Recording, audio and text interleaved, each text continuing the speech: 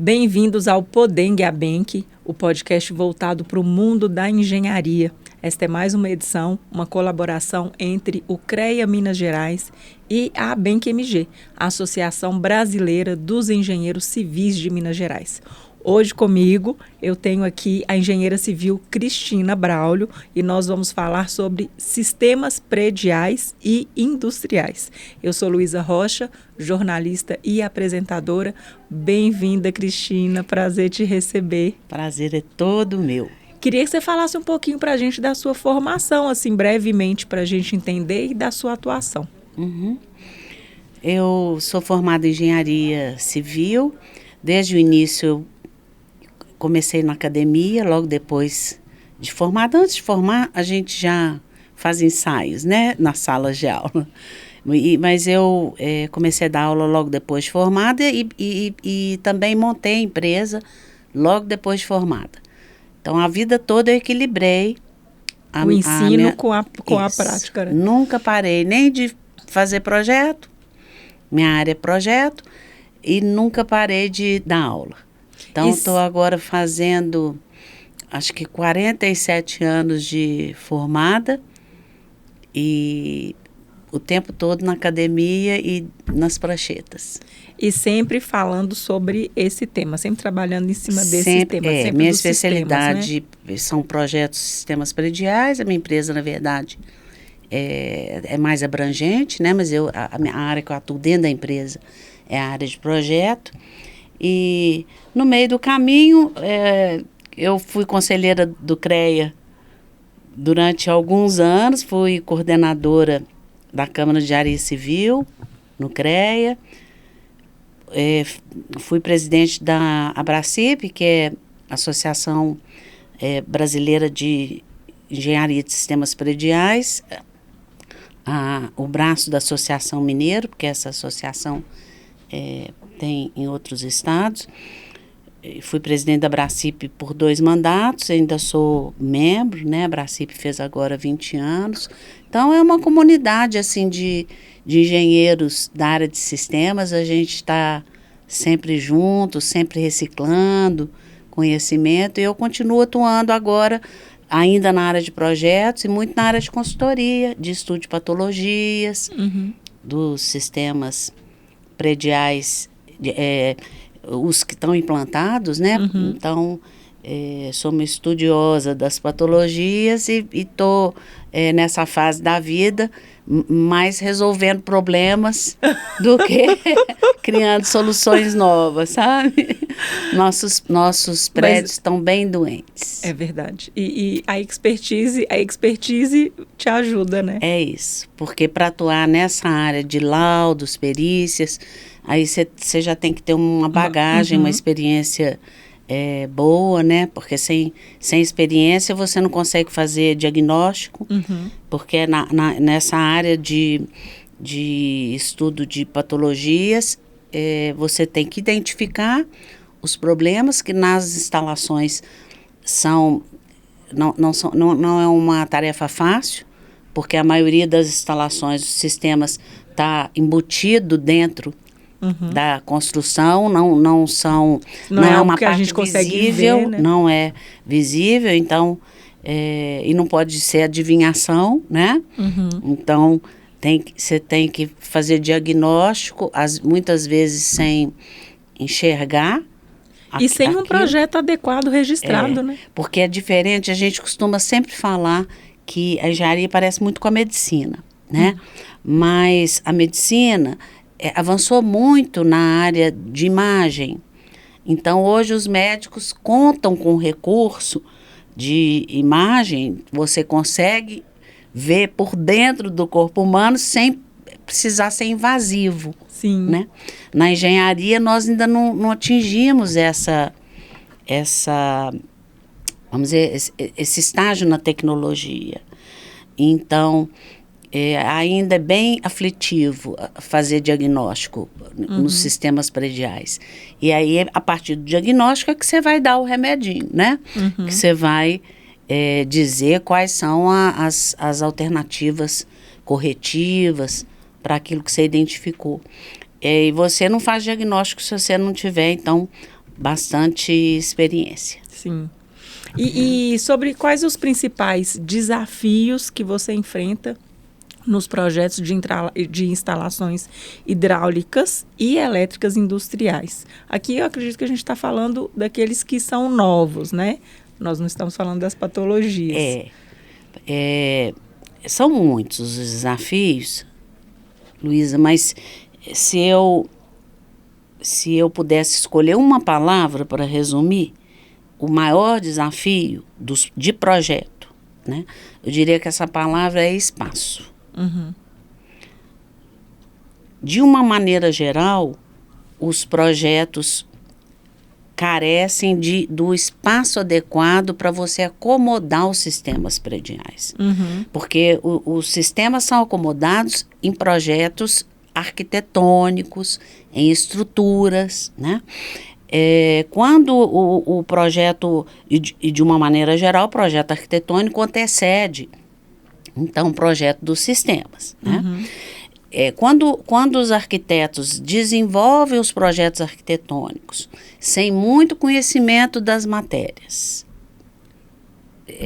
pertinentes aos sistemas prediais e sem fazer consulta prévia ao projetista de instalações, né, ele pode cair no erro, né, ele pode desavisadamente não promover no projeto deles os espaços que são necessários para depois fazer a inserção de todos os sistemas. E muitas vezes, então, quando o projeto chega para o projetista de instalações elétricas, hidráulicas, ele já chega num estágio que não dá para retroceder. Uhum. Né? Então, na maioria das vezes, a arquitetura está fechada, a estrutura já está fechada. Então, quando entra o projetista de instalações e ele vai demandar algum espaço especial para um sistema especial, né? Aí ele ouve de volta que não é mais possível. Uhum. Então, ele tem que se virar com aquilo que foi contemplado no projeto arquitetônico. Isso é um desafio dos maiores, né? Porque nem sempre o projetista, como ele está limitado por aquele espaço previamente determinado, né? Ele nem sempre vai ter aquilo que ele precisa para dar a melhor solução. Uhum. Então, é o grande desafio, porque ele vai exigir do projetista muita criatividade e eu te diria que até personalidade. Porque muitas vezes é importante que o projetista sinalize que a engenharia não vai ser bem contemplada com aquilo que está ali. Uhum. Eu vejo muito pudor nos projetistas em recusar de dar solução para coisas que não vão ficar boas, uhum, que sabidamente vão ter uma solução ruim no projeto, e o projetista tem pudor de anunciar isso, falar, olha, assim não faço. Uhum. Nós vamos ter um mau desempenho, né? Ou vocês mudam isso aí, ou a engenharia. Então, mas hoje impera essa crença de que a engenharia pode tudo, de que a engenharia consegue tudo, né? Uhum. Isso é uma fala de muitos engenheiros. E isso é uma meia-verdade. Isso não é uma verdade absoluta. A engenharia é muito poderosa mesmo. E hoje nós temos recursos importantes que estão ajudando o trabalho da engenharia, né? Mas desafiar as leis naturais é um risco enorme. Então, eu diria que o grande desafio dos sistemas a nível de projeto é espaço, né? Nós precisamos conciliar o início de um empreendimento, o início dos projetos de um empreendimento. Ele é preciso que todos os profissionais comecem a trabalhar conjuntamente. A gente está falando aqui de mais compatibilização, de um pensamento inicial mais em conjunto? Essa palavra compatibilização, inclusive, ela é muito usada no nosso meio, né? A gente fala muito, eu mesmo uso muito essa palavra, mas eu te diria, né, que eu já estou no estágio além. Porque a compatibilização, ela pressupõe que você vai ter que adequar uma coisa com uma outra coisa que já está pronto. É isso que nós vivemos. Entendi. Mas não é isso que é o ideal. O ideal é um planejamento prévio. É uma outra palavrinha que eu usaria que eu acho que retrata melhor, que é integração. Uma obra de engenharia, ela tem que começar integrada, com todas as especialidades necessárias de engenharia e de arquitetura, elas têm que começar ao mesmo tempo. Quando você inicia os projetos conjuntamente, ou pelo menos com a assistência de todos os profissionais que vão trabalhar no planejamento, nas concepções, quando todos começam a trabalhar junto, eles vão formando a partir daquele conceito da arquitetura, a partir do que o arquiteto estabelece como premissa, né? Porque o primeiro a estabelecer as premissas de um projeto é o arquiteto. Ele é uma figura importantíssima, diria fundamental, né? Porque o arquiteto é que vai dar o tom, vai dizer como é que a prosa vai rolar, né? A estrutura, todo partido estrutural, conceito estrutural, ele segue o partido arquitetônico, e os sistemas prediais também. Uma das coisas que eu acho mais negativas na área dos sistemas é que as pessoas, de uma maneira geral, não compreendem que sistema predial também tem partido, também tem metodologia preferencial, também tem conceito, também é conceitual. Você, antes de começar um projeto de um sistema predial, você deveria fazer o que os arquitetos fazem na arquitetura. Eles escrevem o conceito do projeto para depois desenvolver a parte gráfica, né? Então, você primeiro conceitua aquilo que você quer fazer e depois você parte para a parte gráfica, a partir daquele conceito, né? Então, você tem um fio para caminhar seguir, né? Por ele. Nos sistemas prediais também devia ser assim. Principalmente porque nem todos os escritórios desenvolvem todos os projetos de sistemas prediais. Muitas vezes a gente tem vários profissionais trabalhando em sistemas variados. Você vai ter diferentes escritórios ou profissionais que não trabalham juntos necessariamente. E às vezes os conceitos das instalações não vão se alinhar. Então, por exemplo, você pode estar desenvolvendo um projeto de sistema predial cuja premissa importante para o cliente, para a natureza do uso, a premissa mais importante é manutenção.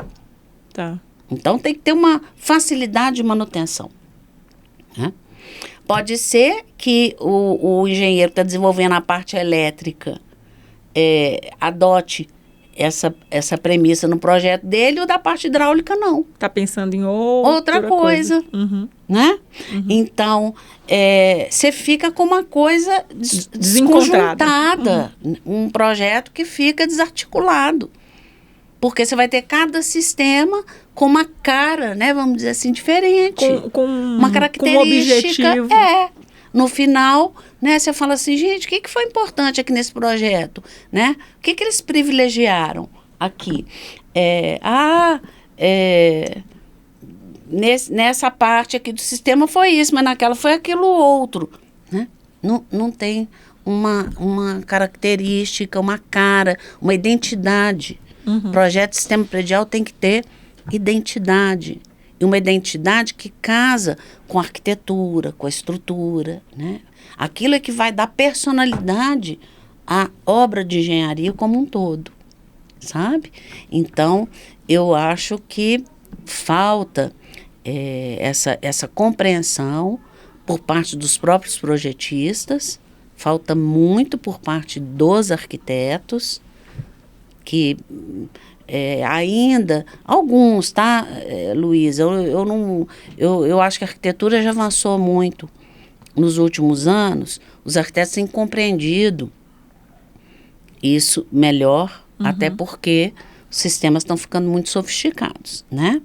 Então, os arquitetos mais experientes já têm uma postura de envolver E a própria expertise projetistas. vai trazendo um conhecimento, né? Vai. À medida que você vai adquirindo mais Isso. tempo de carreira. Eles apanham um pouco o tanto que você se numa envolve com obra, a obra ou não, né? Apanham numa obra, no próximo projeto eles já vão...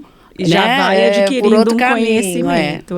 Que normas e regulamentações que você considera que são críticas para o desenvolvimento de projetos nessa área de sistemas? A norma, a mãe de todas, né, vamos dizer, a que predomina, as normas que predominam são as normas brasileiras, as NBRs, né? Mas na área de sistemas prediais, eu vou dizer aqui que são dezenas, né? Mas eu arriscaria dizer que são centenas. São muitas normas, porque são muitos sistemas. Se a gente for elencar aqui todos os sistemas prediais industriais que uma edificação hoje simples exige, né? Nós vamos para lá de 20.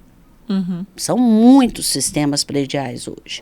Então, cada um desses sistemas é regido por uma norma diferente. Às vezes tem mais, às vezes não, na maioria das vezes tem mais de uma norma que se aplica a um único sistema. Então, as normas brasileiras hoje são obrigatórias já há muitos anos, né? Muitos anos, já tem décadas também, pelo Código de Proteção ao Consumidor. Ainda existem profissionais que questionam se precisa atender à norma ou não, né? Ainda tem empresas de engenharia que ousam dizer, não, mas eu não preciso atender à norma é só uma recomendação. Não, a norma é obrigatória. As normas são obrigatórias. Então, as NBRs, com certeza, você tem que atender. Mas, além das NBRs, nós temos as normas das próprias concessionárias, dos serviços, né? De energia, de água, de esgotos, de drenagem. Então, nós temos normas regulamentadoras do Ministério do Trabalho, que são normas, é uma legislação federal, né? Então, as normas, as NRs, tá? Que também são obrigatórias.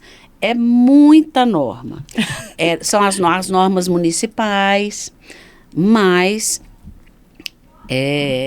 sobre norma, eu queria deixar aqui também um recadinho, né? Engenheiros acham que se fizer tudo como está na norma, e é difícil. É muito difícil, porque são muitas e as normas são enormes, tem muitos detalhes. Não é fácil atender às normas, não, mas é obrigatório, tem que atender. Então, tem que ler, né? Minimamente. Mas aí o engenheiro acha que porque já foi difícil atender a norma, basta. Não, não basta. Se você quer um bom projeto de engenharia, você tem que ir além. Porque as normas técnicas, elas estabelecem as premissas mínimas, aquilo que não pode ser... É o básico, né? É o básico, né? Então, fala assim, não, eu atendi a norma, como se isso fosse um grande feito. Não, não é. Você está fazendo o mínimo. Um bom engenheiro tem que fazer a leitura da norma, além do que a norma recomenda, né? As normas recomendam de uma maneira obrigatória, mas cada vez mais, Luísa, as normas têm transferido essa responsabilidade de desempenho para o projeto de engenharia, dado mais liberdade ao profissional de trabalhar e dizendo, olha, se esse desempenho não for alcançado, a responsabilidade é sua. Então, no passado, nós tínhamos normas que eram muito determinantes. Falavam, você tem que fazer assim. Não pode fazer assado. Hoje as normas estão deixando de ser tão impositivas, né? Dão mais liberdade. Mas, em compensação, você tem que ter muito mais responsabilidade e conhecimento para poder garantir aquela performance, a boa performance, né? Uhum. E lembrando que as edificações, as naturezas de ocupação, elas importam muito nos sistemas prediais. Então, o tamanho do desempenho que você precisa, o nível de desempenho, varia de uma edificação para outra e de um sistema para outro, dependendo da natureza do uso. Uhum. Então, se nós estamos falando, por exemplo, um desempenho num projeto residencial, um desempenho num projeto hospitalar, Uhum. né? São coisas completamente diferentes. Completamente diferentes. Tem projetos, tem sistemas que não podem falhar, de jeito nenhum. E aí isso entra um pouquinho em como que a gente assegura que os sistemas, por exemplo, hidráulicos e elétricos funcionem de forma integrada num ambiente mais industrial. E não sei se o hospitalar entraria, por Pois exemplo, é. nisso pela complexidade. Olha só, nós fomos formados, né, aprendemos desde criancinha na escola de engenharia que as instalações industriais eram as mais complexas. Mas eu diria agora, depois desses anos todos, Luísa, que minha percepção mudou, sabe? Porque os projetos industriais, de uma maneira geral, o seu contratante, ele tem claramente essa ideia de que o sistema ele é parte fundamental no processo dele de produção, Uhum. né, da indústria dele. Ele compreende a importância de ter uma boa hidráulica, de ter uma boa elétrica, de ter um bom sistema de telecomunicação dentro da indústria dele para garantir a qualidade e a produção daquilo que ele faz ali na indústria, né? Então, a interlocução do projetista com o contratante é mais fácil. Aquilo já chega com mais abertura, né? Você faz uma proposta de fazer uma melhoria, de fazer um projeto que vai, inclusive, custar mais caro a nível de implantação e o seu cliente compreende onde que ele ganha com aquilo, né? Então, é mais fácil de você, vamos dizer, vender um projeto de boa qualidade, vender projeto as soluções, né? Mais fácil vender as soluções. Nos projetos que não são industriais, aqueles que são feitos para incorporadoras, para empresas, né? E que têm outros objetivos, muitas vezes é mais difícil. Então, eu te diria que isso os desafios... entra também na questão orçamentária? Também, muito. Quando você compreende a importância de uma instalação para aquilo que é seu objetivo final, você está disposto a pagar mais. Porque você sabe que aquilo vai ter um retorno financeiro para você, né?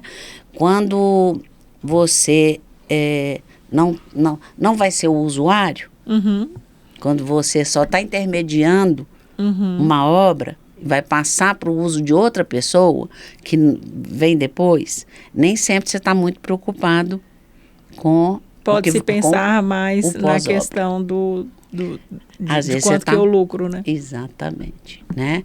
Então, você quer aumentar a sua margem. E se você vai deixar um legado ali oneroso para alguém que vem depois, né? Ou trabalhoso, né? Você vai sair fora. Não estou dizendo que isso... seja... nem estou dizendo que todas as pessoas agem assim, todas as empresas fazem assim, mas existe esse pensamento, né? Então, na área industrial, às vezes é mais fácil de você fazer um projeto bom, integrado, porque o cliente ele tem a real compreensão de como que a integração é importante os Pra próprios eficiência, processos. Né? Então, Porque aquilo ali é uma máquina para ele, né? justamente. Então, você já tem sempre muitos profissionais envolvidos, né? Cada um colocando as suas necessidades, as suas demandas, e os projetos, se não forem integrados, é um arraso para a indústria. Então, projeto industrial não tem conversa. Né? O projeto industrial ele tem que ser integrado e compatibilizado, é condição sine qua non para a indústria. Tá? Agora, o desafio, eu te diria, que estão nesses projetos, que não são considerados projetos industriais, mas são tão complexos ou mais complexos que uma indústria. Como, por exemplo, um hospital. A gente falou aí Sim. de edificação hospitalar, né? E os próprios edifícios residenciais. Hoje nós temos complexos residenciais que são praticamente uma cidade. Sim. Tem a complexidade de uma cidade, né? E nesses projetos que têm características industriais claras, muitos deles, inclusive, eles têm tomado um rumo de instalação industrial no sentido de que tem se esforçado para que os sistemas fiquem mais aparentes, mais visitáveis, né, mais externos. Todo esse pudor com a estética, hoje ele já está um pouco minimizado em relação à eficiência de uma manutenção, Sim, né? sim. Então, os arquitetos têm compreendido também E que às pensado vezes mais tem que abrir soluções, né, para isso. para que o sistema atenda ao mesmo tempo, né, os conceitos estéticos, mas também os funcionais, né, e de manutenção. Então, eu acho mais desafiador fazer a integração em projeto que não é exatamente industrial, sabe? Sei. Que não é chamado de industrial, mas que tem na essência dele a complexidade de um projeto industrial. E dá para a gente incorporar práticas sustentáveis nesses projetos sem comprometer tanto uma viabilidade econômica? Com certeza, né? E quando a gente fala de sustentabilidade em projetos, eu vou te dizer que a sustentabilidade realmente ela começa no projeto. Não é só numa questão de uso depois, porque a gente pensa muito em sustentabilidade como uma economia de insumo, de água, de energia, né?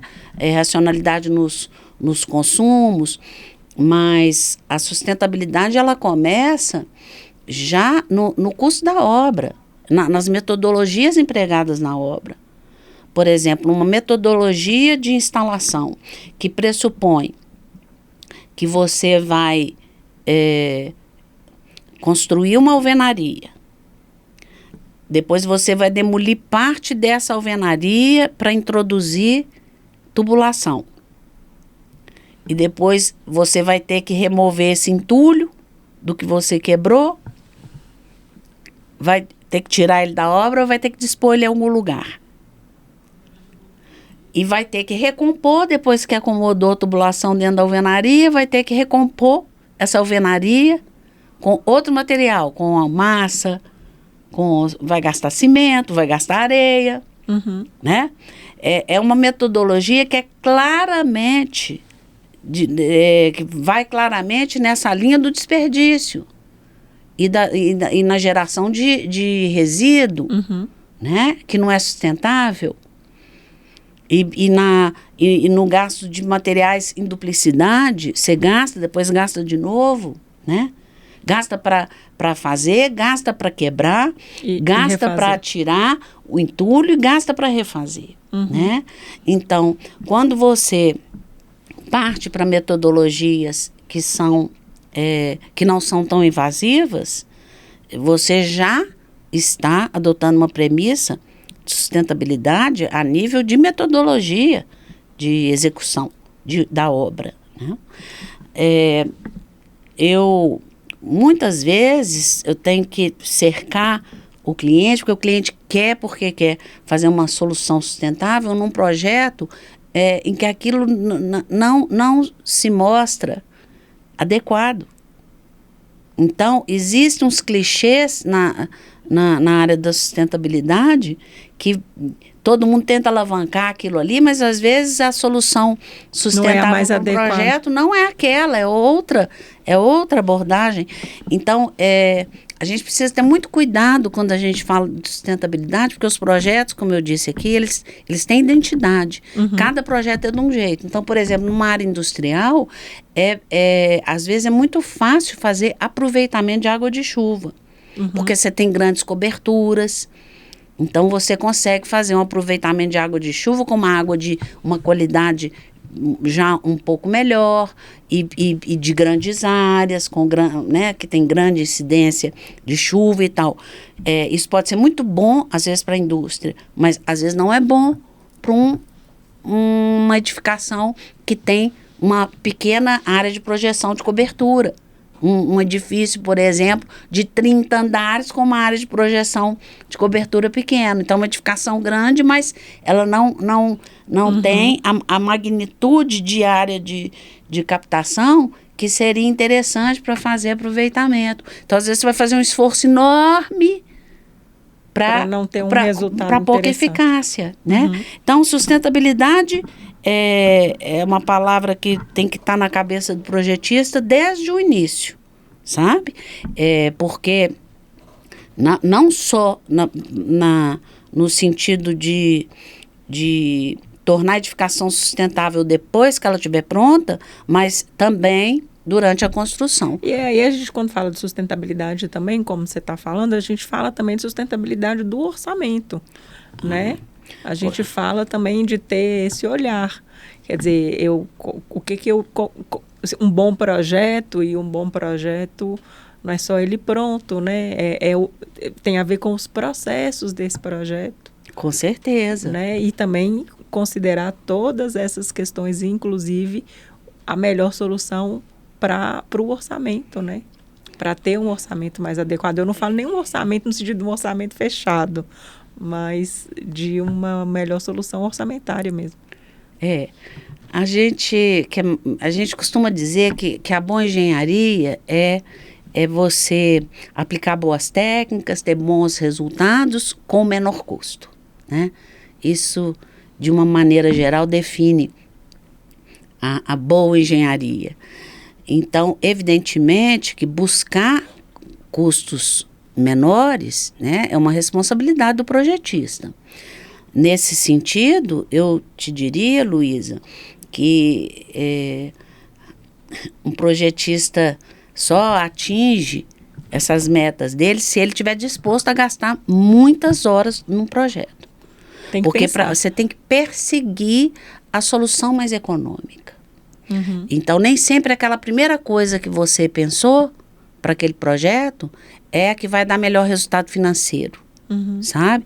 Então, para isso, você tem que ensaiar, muitas vezes, várias opções para fazer a escolha de solução que seja tecnicamente boa e que também seja mais econômica. A gente fala, né, muito aqui dessa questão que tem a ver com o pensamento. Né? E que parece que muitas pessoas não querem dedicar tempo ao pensamento, né? Que funciona aqui, não funciona dali, aí tenta uma outra coisa. Projeto é trabalho intelectual. Uhum. Então, ele vai ser, vamos dizer, você vai esgotar as possibilidades do projeto quanto mais tempo você levar pensando. Uhum. Né? Então, é necessário que isso seja feito dentro dos escritórios para não ter que ser feito na obra. Uhum. Porque muito do que dá prejuízo numa obra são os refazimentos. Uhum.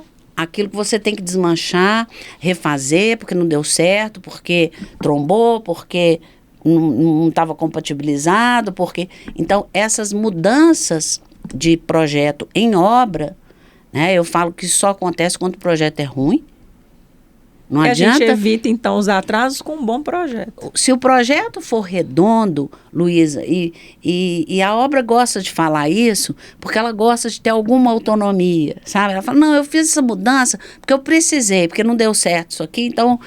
E é assim mesmo, a obra é assim. Né? Isso é uma fala que a gente sempre escuta. Não, a obra é assim. O projeto é Uma ideia. Uma ideia, mas na obra a gente muda para poder ficar melhor, né? Não pode ser isso, né? Aí você está negando todo o pensamento. O valor de um projeto. O valor do projeto é justamente esse, de gastar fosfato, gastar o intelecto de quem está descansado dentro de um escritório por conta daquilo e que vai ter essa possibilidade de estar olhando toda a consequência daquela decisão que ele está tomando ali no projeto. Quais são as consequências? Quais são as interferências? Pronto, olhei tudo, verifiquei tudo, tomei a decisão, aquele tem que ir para a obra redondo. O projeto que precisa ser modificado na obra, ele falhou. O projeto falhou. E o engenheiro da obra, ele tem muitas outras responsabilidades para assumir dentro de uma obra, para ele ser também o autor das mudanças, né?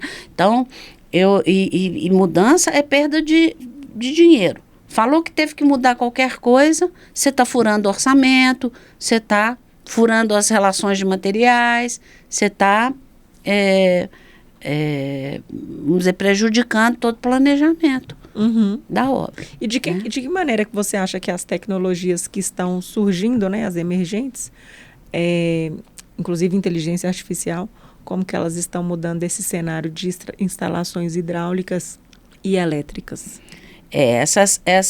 Toda inovação já está aí, né, à nossa disposição. A indústria já está fazendo amplo uso da inteligência artificial, da internet das coisas, mas nós já estamos vendo isso chegar, porque é um caminho assim, inexorável, né? Como a NASA cria inovações, depois chega na nossa casa, essas inovações, elas começam no ambiente industrial, que eu te falei que é um ambiente mais propício, também mais aberto para aceitar as novidades, né? Mas rapidamente isso chega em todo o ambiente de obra. Em todo o ambiente da construção. Então, nós estamos vendo, né? Não preciso ir longe, automação predial, o mundo hoje é tecnológico. Então, isso já afetou muitos sistemas que eram muito simples lá atrás, hoje são altamente sofisticados. Uma pessoa para trabalhar nessa área de projetos de sistemas prediais, ela tem que se dedicar a muito estudo, porque as tecnologias estão aí e é todo dia. O que se aprende no banco da escola hoje, amanhã já não é mais. Não. Então, se demanda realmente uma atualização constante, permanente. Né? E qual que é o papel da capacitação das equipes na garantia de qualidade e segurança dos projetos? É fundamental, né? Fundamental. É isso que a gente está falando. Você não estudou, você não leu. A equipe, a qualidade da equipe é tudo, mas de uma maneira até, isso é um paradoxo, né? Porque enquanto a gente está falando de trabalho intelectual, de exigência de estudo e tal, na realidade, né, o que nós temos é diferente. Realmente é um pessoal bem pouco treinado, sabe? Tanto para a área de projeto, nós estamos padecendo com essa falta de bons projetistas, e eu acho que a formação da engenharia não está ajudando, sabe? Sim. Eu lutei muitos anos, inclusive na época que eu trabalhei dentro do CREA, que eu fui coordenadora da Câmara de Engenharia Civil, lutei muito para que as câmaras se integrassem mais, para que os engenheiros permitissem mais esse trânsito de um na área do outro, porque é muito importante que os engenheiros, né, das diversas especialidades, que eles compreendam as importâncias das áreas, das outras áreas afins, né, para que haja um respeito da engenharia em relação a esses conhecimentos.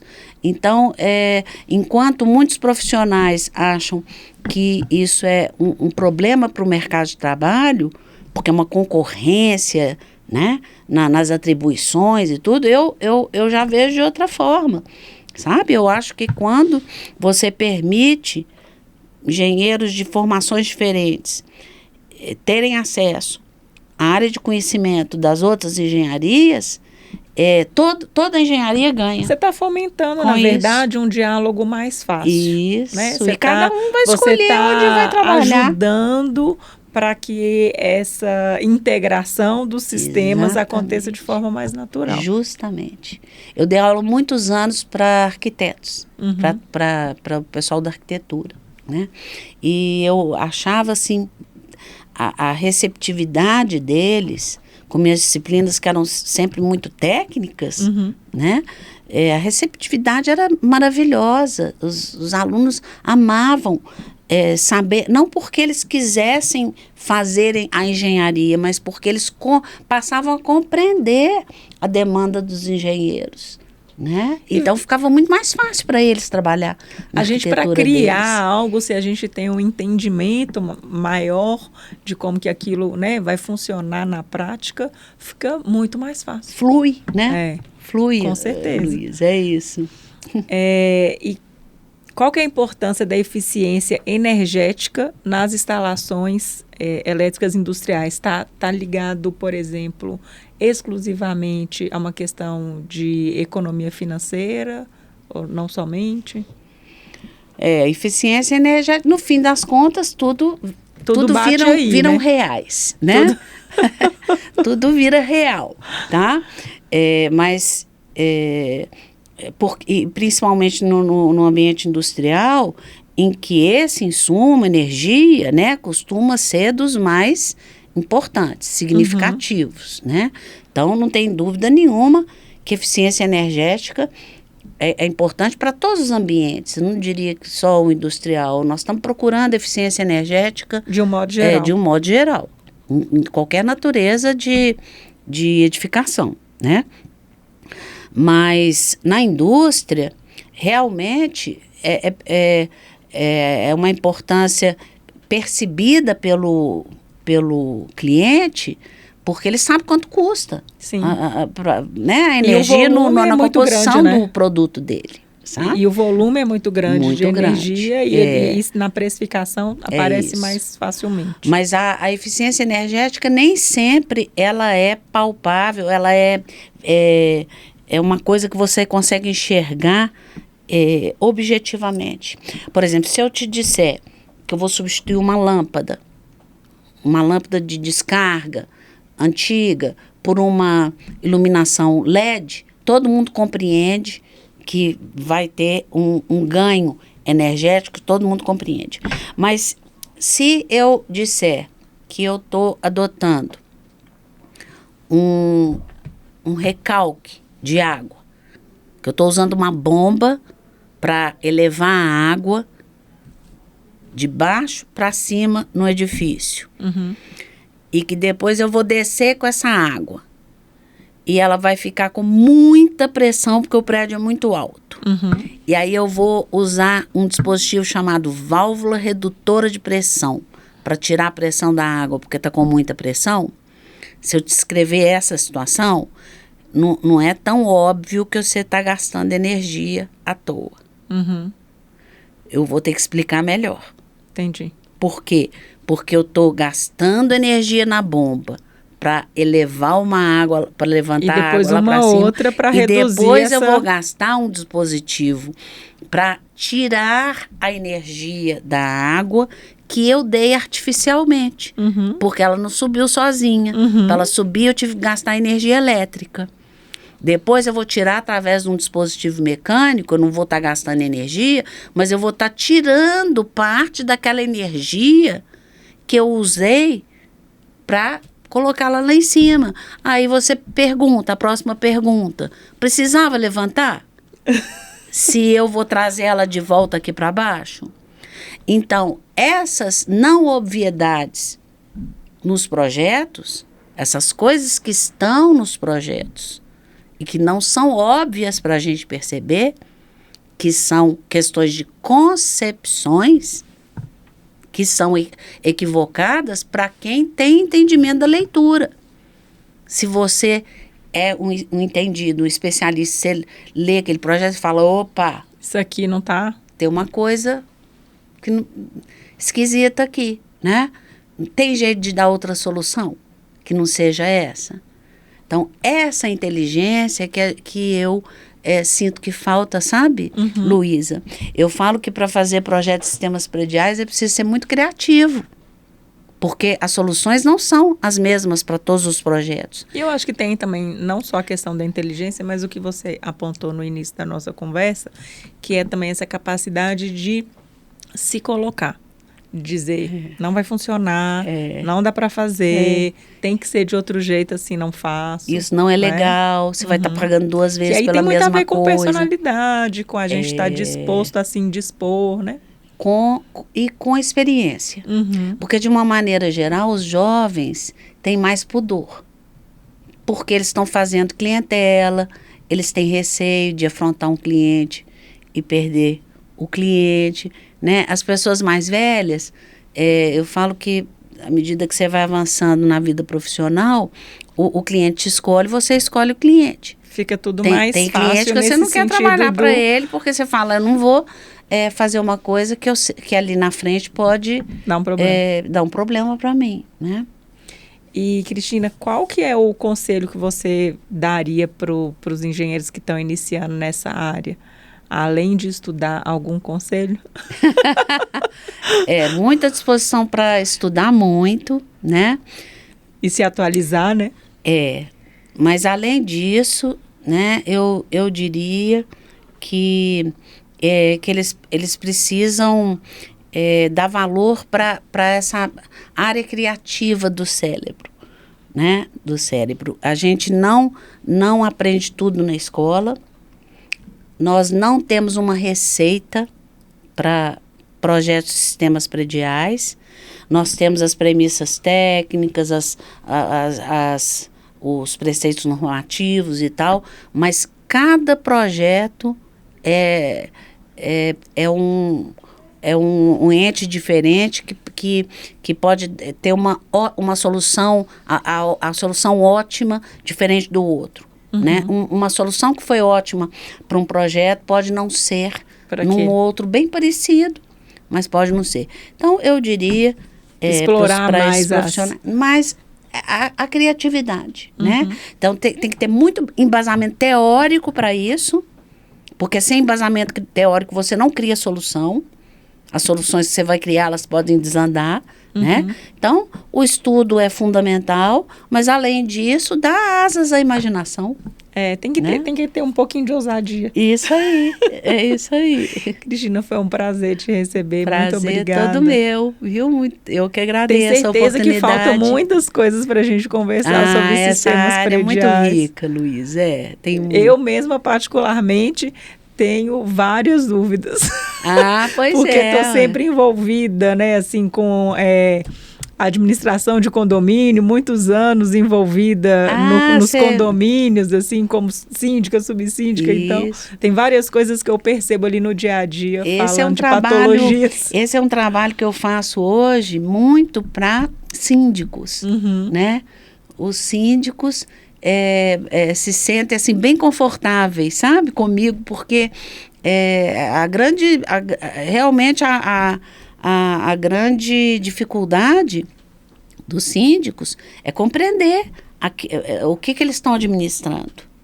Muitos não compreendem. E quando a gente fala, né, dos edifícios que são já mais antigos, realmente a gente tem muita dificuldade para buscar o projeto. O edifício é de uma época que você não tem o projeto, né? E aí você não sabe exatamente onde o sistema está.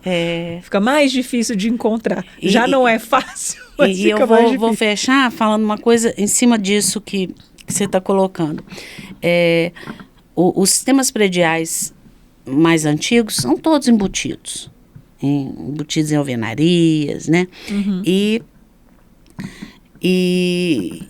o que acontece? As alvenarias, as estruturas são feitas por uma vida útil do prédio de, vamos pôr aí, 50 anos. A norma de estrutura, 50 anos, tá? Os materiais usados nos sistemas prediais não duram 50 anos. Uhum. Eles duram menos. Então, você coloca eles dentro de uma coisa que queria durar 50, mas como eles duram menos, você acaba tendo que quebrar aquela Como coisa. é que você tira, né? Que ia quebrar. Você ia ter que demolir com 50, digamos, né? Mas agora você vai ter que demolir com 25, porque o que está dentro não durou. Dura Você menos. entendeu? Uhum. Então, é uma incongruência da própria engenharia, né? Sim. Cristina, obrigada então pela sua presença. A gente fica por aqui. Esse foi mais um episódio do Podeng Abenc, uma iniciativa do CREA Minas Gerais e da Abenc Minas Gerais, Associação Brasileira dos Engenheiros Civis, aqui de Minas Gerais. O Podeng Abenc é um podcast voltado para o mundo da engenharia. A gente se vê num próximo episódio.